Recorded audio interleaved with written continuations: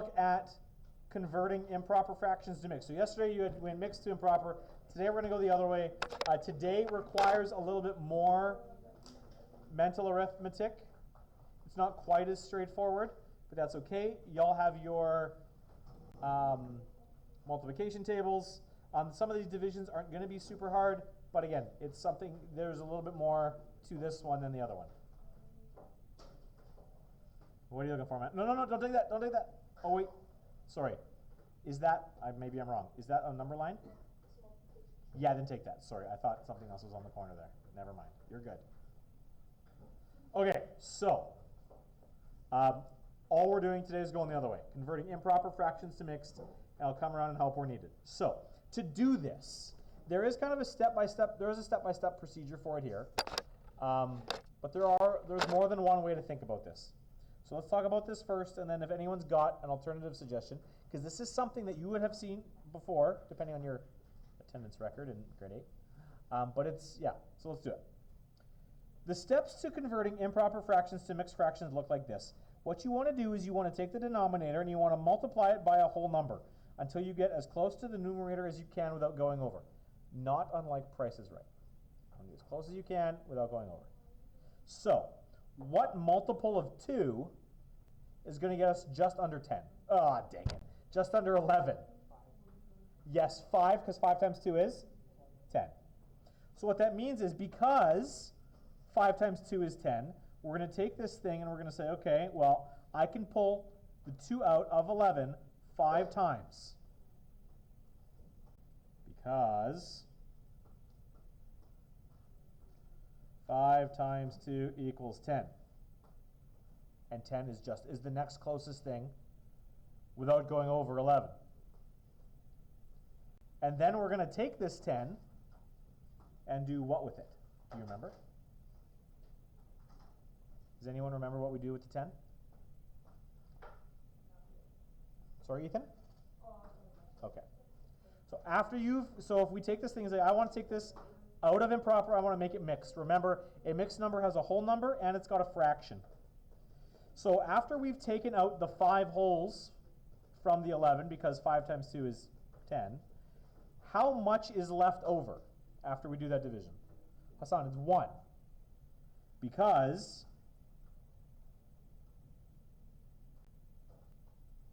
11 minus 10 equals 1. And what started this whole thing? This whole thing started because we were working in halves. So the denominator stays the same.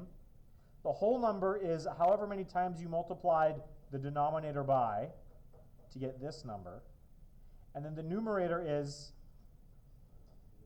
what was the old numerator minus what you pulled out.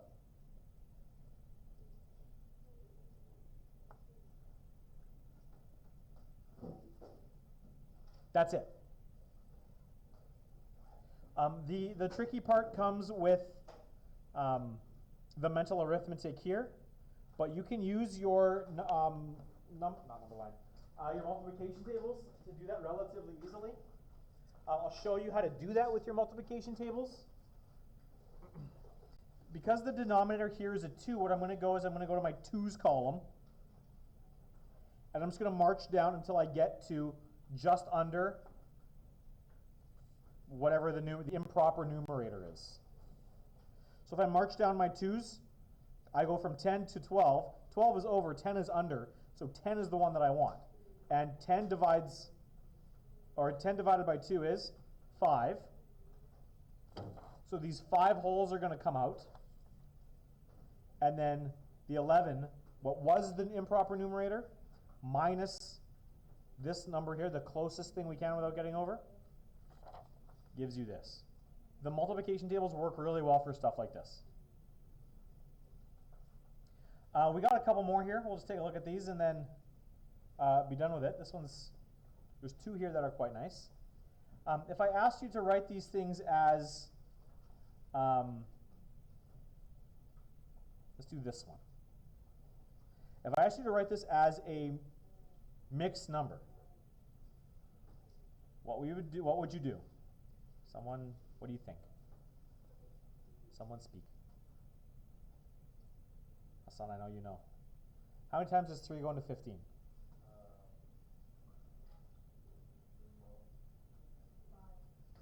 Is it 4 or is it 5? Ethan, you said 5?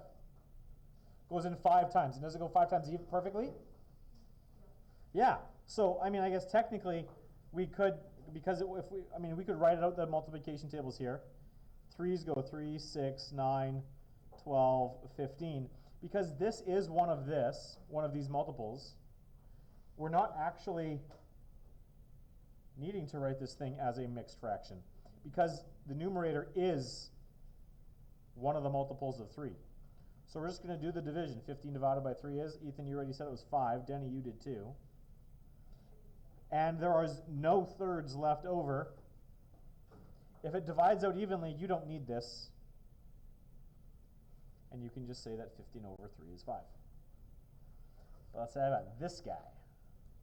Now, Hassan, I have 14 over 5. How many times does 5 go into 14? Without going over. Goes in twice. Because 5 goes 5, 10, 15. So the closest one without going over is 10. And 5 times 2 is 10. 2 becomes the whole number out front. And then to get the numerator, we're just going to subtract these two. 14 minus 10 is 4, and the denominator stays the same. That's it. Relatively straightforward, yes? Or no? We'll find out in a second. What I'd like you to do, and now I've got a whole ton of practice, so this will be the rest of class. Some of you have worked ahead, and that's fine.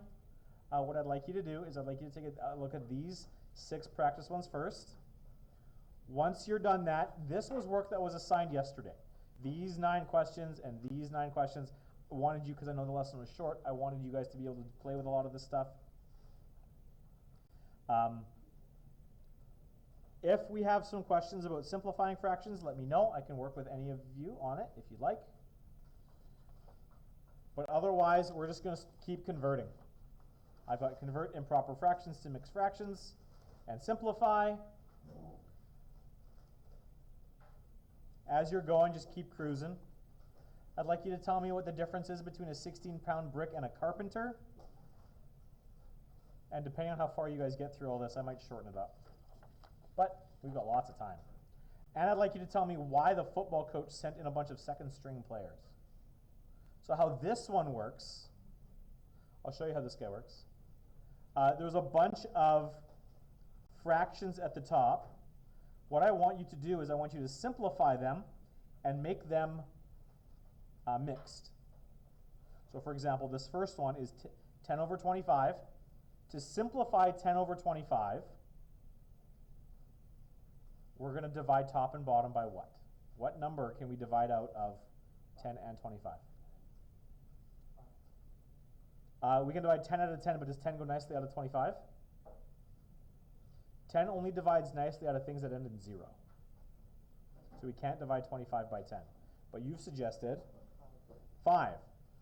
This ends in a 0, this ends in a 5. Things that end in 0 or 5 are divisible by 5.